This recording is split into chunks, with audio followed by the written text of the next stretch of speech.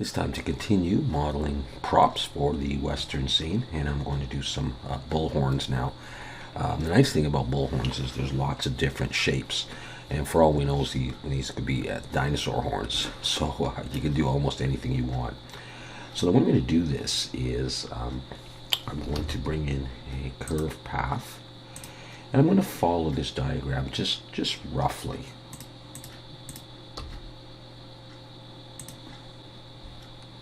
I think I'm going to slide this over and just sort of get the sense of how I want this to go.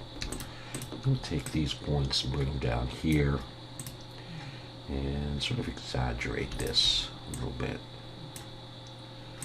I'm going to have this one go back a little bit. This one come down. Maybe I'll have this one come up. Maybe I'll hide that. Pull it out. I'm going to take this point here and extrude it, sort of a straight area. I'm going to do that. I'm looking from top down, okay? I'm getting that. And I'm going to look from the front. And I'm going to have, let's see, I'm going to have this area go up like that. And this area go up a little bit and this come down. So sort of exaggerated thing like that. That's my horn. Now, I think maybe I need to pull these in just a little bit. Let's start with that anyhow, okay? So that's my path. Now, I want to give this some thickness so it's sort of like a pipe. And the way I'm going to do that is I'm going to bring in a curve, a nerve circle. I'm just going to pull it over here. I'll scale it down a little bit. And we've got that there. I'm going to select my curve path here. Come over to the curves dialog box. And under geometry for bevel, I'm going to choose object. And I'm going to choose the nerve circle. And you can see I get a pipe. So obviously I don't want this all the same diameter. And so there's a couple of different things I could do at this point. I could come in and I could select a point and I could choose Alt S. And I could scale it this way.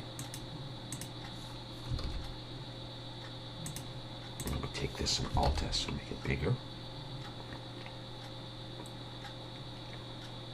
And something like that. Maybe all of these.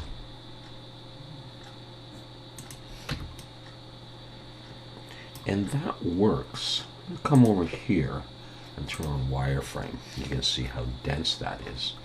And I can come up here, curves, change that to something like 3. That's one way to do it. I'm going to back out of all of that. And another way that I can do this is I can bring in another curve. And I could use a Bezier. I'm going to use a path. I'll take these two and pull them down. And the way this works is that the y-axis determines how thick it is. The higher up on the y, the wider the diameter. So for example, if I take this curve, if I was to bring it up and just rotate it like this, and bring this down so that this point is close to 0 on the y. Let's have a look at how this works. Select your object, come to geometry, and under taper object, choose that. You see the way it comes down like this. So watch this. If I take this point, see the way it's getting a little bit wider there. And this point, bring it a little bit further down. It gets smaller and smaller. And so you can, shape it the way that you like using that.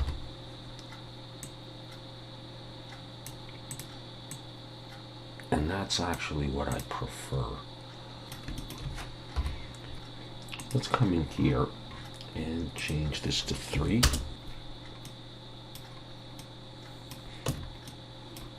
Okay.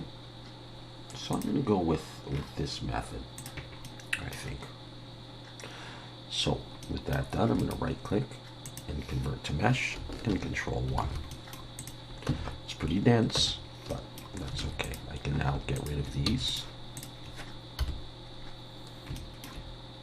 And I'll bring that back up and a little bit out. And then I'll put on a mirror. Let's set the origin to the 3D cursor. Shift A, mesh, cylinder. I'll make this like 18 with end bonds. Rotate Y90. Scale that down.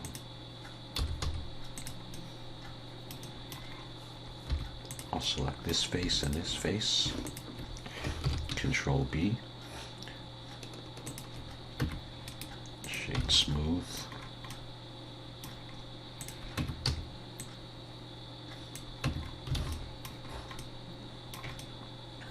And that's what I have.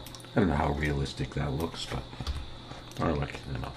Let's make a little plaque now for this. And I think I'll do this.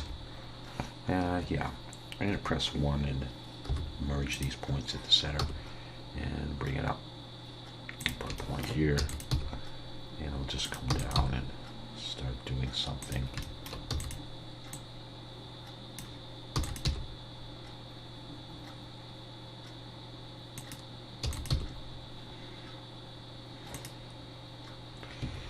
I'll do something like that. Let's mirror that. I'm going to go ahead and apply that, and I'll select those and have to make a face.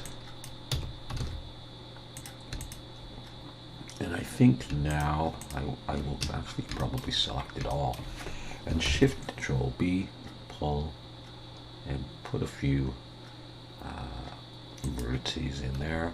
I have to make a face, and let's extrude it up.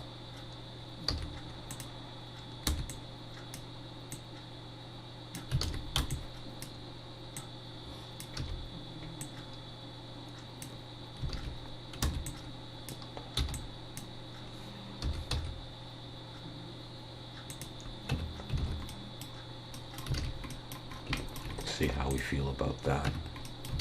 Let's delete the back face first of all. Take this top face and bevel it.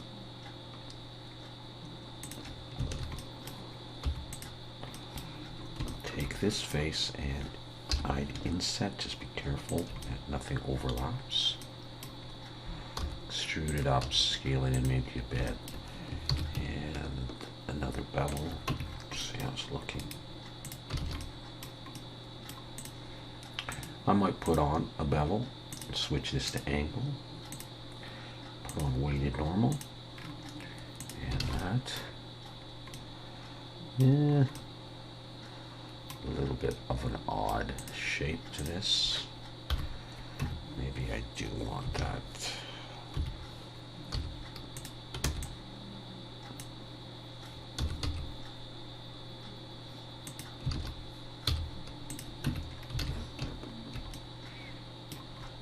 Let's take this.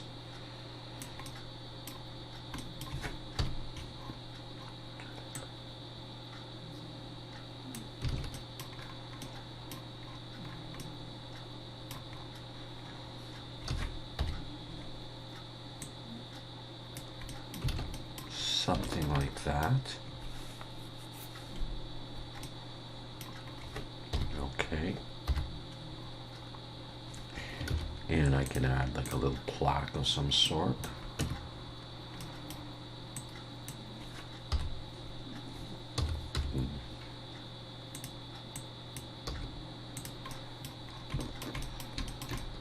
Maybe I'll go like that. Get rid of those. And bevel these corners, or round these corners off.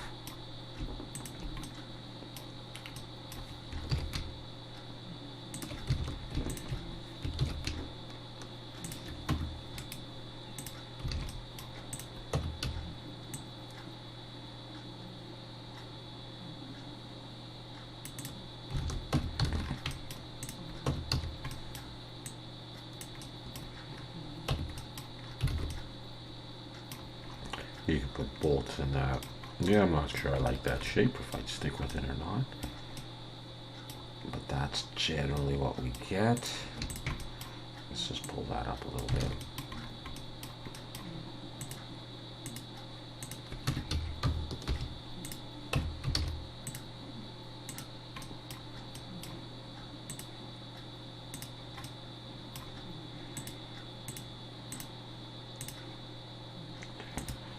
Let's adjust this.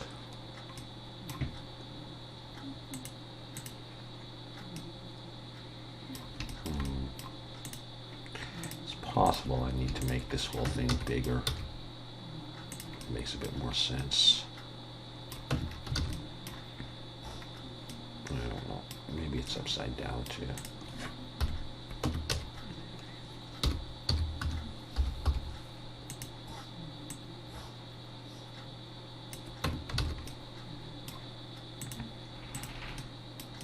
You could do any shape that you wanted to for that thing. Yeah, I think it would look good with bolts, but I would do that in probably texturing. Now all we got to do is bring that into our western scene and mount it on the wall.